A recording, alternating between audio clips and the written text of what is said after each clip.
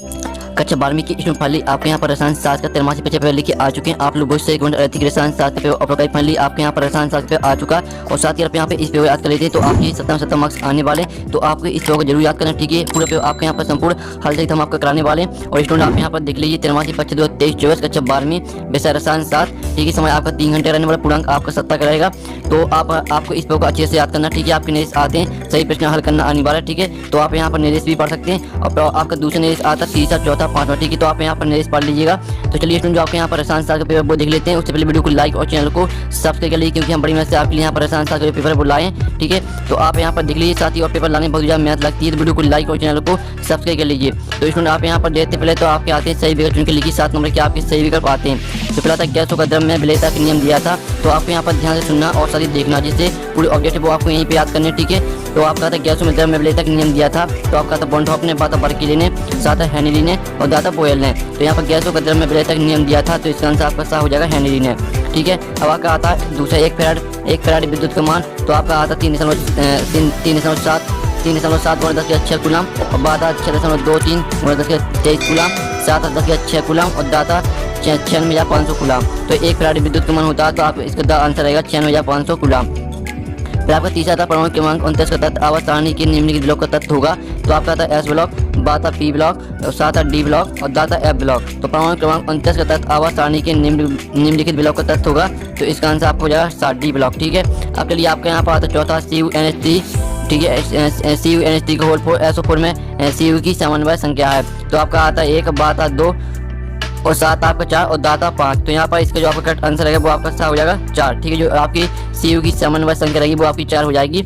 आपका 5वां आता है यदि समतल कुंडली में n फेरे हो तो उसका 100% अनुक्रमानुपाती होता है। तो आपका इसका जो करेक्ट आंसर रहेगा वो आपका सही हो जाएगा, ठीक है, √n। तो आपका 5वें के यहाँ पर सही करेक्ट आंसर रहेगा। अब 6वां आता है SN1 अभिक्रिया में प्रथम पद में निर्माण होता है। तो आपका था आता मुक्त मूलक का, बाता कार्ब एनायन का और साथ कार्ब धनायन का, दाता अंतिम उत्पाद। तो यहाँ पर SN1 अभिक्रिया में प्रथम पद में जो निर्माण होता है वो होता है कार्ब एनायन का, सॉरी कार्बोधनायन का, ठीक है। आपका 6वें का करेक्ट आंसर है कार्बोधनायन का। अब चलिए आपके यहाँ पर हमने 6वां करा दिया। अब 7वां आता सभी जीवित कोशिकाओं के अधिकतम प्रभावशाली ऊर्जा वाहक हैं। तो आपका आता AMP, बाता ATP, दाता ADP और दाता UDP। तो यहाँ पर सभी जीवित कोशिकाओं के अधिकतम प्रभावशाली ऊर्जा वाहक हैं। तो इसका आंसर आपका हो जाएगा ATP। तो इस तरह से आपके जो यहाँ पर सही विकल्प 7 नंबर के वो आपके कंप्लीट हो जाते हैं।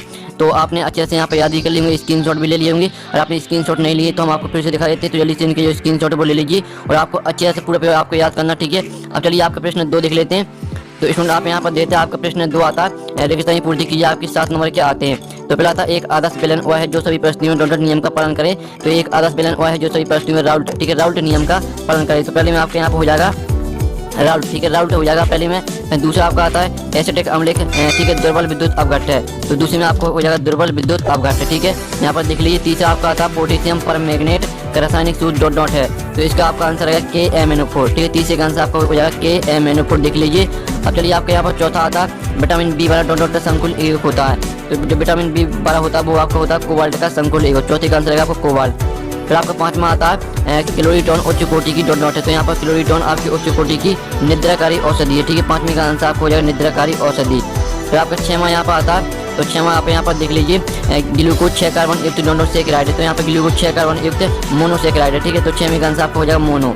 अब आपका 7वां आता है विलन जिनकी प्राशन दाब समान होते हैं समपराशाली विलन कहलाते हैं। तो आपका यहाँ पर 7वें का आंसर हो जाएगा समपराशाली। तो पहले का आंसर आप यहाँ पर देखिए राउल्ट, दूसरे का आंसर दुर्बल विद्युत अपघट्ट, तीसरे का आंसर आपका KMnO4, चौथे का आंसर आपका कोबाल्ट, 5वें का आंसर आपका निद्राकारी औषधि और 6वें का आंसर आपका मोनो हो जाएगा और 7वें का आंसर आपका समपराशाली। तो इस तरह से आपके जो यहाँ पर रेगिस्तान वो आपके यहाँ पर कंप्लीट हो जाते हैं 7 नंबर के, ठीक है। अब चलिए आपके यहाँ पर आती है सही जोड़ी बनाइए, वो 7 नंबर की आती है। स्तंभ अवस्तंभ में आपकी डी सही जोड़ी, ठीक है। पहले आती है आपकी ठोस बेलन। तो ठोस बेलन को आपको यहाँ पर पीतल से मैच करनी है पहली, ठीक है। और दूसरी आती है राउल्ट का नियम। तो इसे आपको आदर्श, ठीक है, आदर्श बेलन से मैच कर देनी दूसरी। और जो आपकी तीसरी आती है धात्विक चालक। तो धात्विक चालक को आपको चांदी से मैच करनी है। और जो चौथी आती है एक दंतुर, तो इसे आपको एक्वा से मैच करनी है। 5वीं आती है क्लोरोफिल, तो इसे आपको मैच करनी है यहाँ पर मैग्नीशियम से, ठीक है। और जो 6वीं आती है विलियम संश्लेषण, तो इसे आपको यहाँ पर 6वीं आती है विलियम संश्लेषण, तो इसे आपको ईथर से मैच करनी है। तो 7वीं आती है सैंड में अभिक्रिया, तो स्टूडेंट आपको यहाँ पर इसे हेलो, ठीक है, हेलो एल्केन से मैच करनी है। तो इस तरह से आपकी यहाँ पर हो जाती है 7 नंबर की सही जोड़ी कंप्लीट। और जल्दी से जो इनका स्क्रीनशॉट वो आप ले लीजिए। आपकी 7 नंबर की हमने सही जोड़ी करा दी, बेस्ट सोल्यूशन सहित आपकी सही जोड़ी हो चुकी है। अब चलिए आपके यहाँ पर आते हैं एक सवाल का उत्तर दीजिए जो कि आपके आते हैं 7 नंबर की। तो फिर आता विलन में विलय की मात्रा कम होने पर विलन कहलाता है। तो आपका पहले का आंसर हो जाएगा तनुबिलन। ठीक है, पहले का आंसर आपका यहाँ पर तनुबिलन हो जाएगा। फिर दूसरा आता हुआ कि जिसमें ऑक्सीकरण अपचयन एक साथ होते हैं दोनों ठीक है, एक साथ होते क्या कहलाती है? तो आपका दूसरे का आंसर रहेगा आपका रेडॉक्स अभिक्रिया। ठीक है, दूसरे का आंसर आपका यहाँ पर हो जाएगा रेडॉक्स अभिक्रिया। फिर तीसरा आता है दो इलेक्ट्रॉनों को संयुक्त करने पर प्राप्त युक्ति क्या कहलाती है? तो इसका आंसर रहेगा आपका सेल। ठीक है, सेल कहलाती है। तीसरे का आंसर आपका सेल हो जाएगा। फिर आपका चौथा आता है लैंथनम की कौन सी ऑक्सीकरण अवस्था अधिक स्थायी होती है? तो जो यहाँ पर लैंथनम की रहती है वो 3 ऑक्सीकरण अवस्था, 3 ऑक्सीकरण अवस्था अधिक स्थायी होती है। तो चौथे का आंसर आपका 3 हो जाएगा। फिर आपका पांचवा आता संयोजन संख्या 6 वाले संकुल का ठीक है, संकुल आयन का आकार होता है। तो आपके इसका यहाँ पर आंसर रहेगा पांचवें का अष्टफलकीय। ठीक है, पांचवें का आंसर आपका अष्टफलकीय हो जाएगा। फिर आपका छठवां आता है क्लोरोबेंजीन का है किसे क्रिया कराने पर डीडीटी बनता है? तो आपका छठवें का आंसर हो जाएगा क्लोरर। ठीक, क्लोरर से क्रिया कराने पर आपका डीडीटी बनता है। छठवें का आंसर आपका रहेगा क्लोरर। सातवां आपका यहाँ पर आता है विटामिन सी का रासायनिक नाम है। तो इसका आंसर रहेगा आपका एस कार्बिक अम्ल। ठीक है, सातवें का आंसर हो जाएगा एस कार्बिक अम्ल। तो यहाँ पर फिर से देख लीजिए, पहले का आंसर आप यहाँ पर देते हैं तनुबिलन, और दूसरे का आंसर आपका रेडॉक्स अभिक्रिया, तीसरे का आंसर आपका सेल, चौथे का आंसर आपका 3 रहेगा, और पांचवें का आंसर आपका अष्टफलकीय, छठवें का आंसर आपका क्लोरर हो जाएगा, और आपका यहाँ पर सातवें का आंसर एस कार्बिक अम्ल हो जाएगा। तो इस तरह से आपके शतभाग मुख्तार कंप्लीट हो जाते हैं जो 7 नंबर के थे। अब आपका आता है प्रश्न 5, आसमान अनुमान किसे कहते हैं? अथवा था संप्रासाई विलयन किसे कहते हैं? आपके 2 नंबर क्वेश्चन रहेगा। और 6 नंबर क्वेश्चन आता है कोलास का नियम लिखिए, अथवा था भेद चालकता की परिमात्रा व इकाई लिखिए। अब 7 नंबर आता है संगमन तत्व किसे कहते हैं? अथवा था लेंथेनाइट व एक्टिनाइट के दो उपयोग लिखिए। ठीक है, आपका प्रश्न 7 में देख लीजिए जो कि 2 नंबर का रहेगा।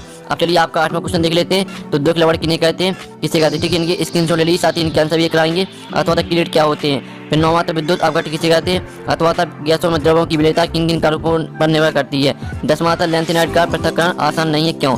अथवा था संकुल एकक किसे कहते हैं? ठीक है, इनके आंसर भी हम कराने वाले हैं, पहले इनके स्क्रीनशॉट ले लीजिए आप और कुछ सभी क्वेश्चन देख लीजिए। 11वां था क्लोरीबेंजीन का किसे क्रिया कराने पर डीडी बनता है? अथवा था बेंजीन सूर्य की प्रकार की उपस्थिति में क्लोरीन के साथ क्रिया कारक बनाता है। और 12वां था आरएनए एवं डीएनए में अंतर लिखिए। अथवा था हमारे शरीर में विटामिन सी संचित क्यों नहीं होता है? 13वां था हेनरी के नियम को उदाहरण सहित समझाइए।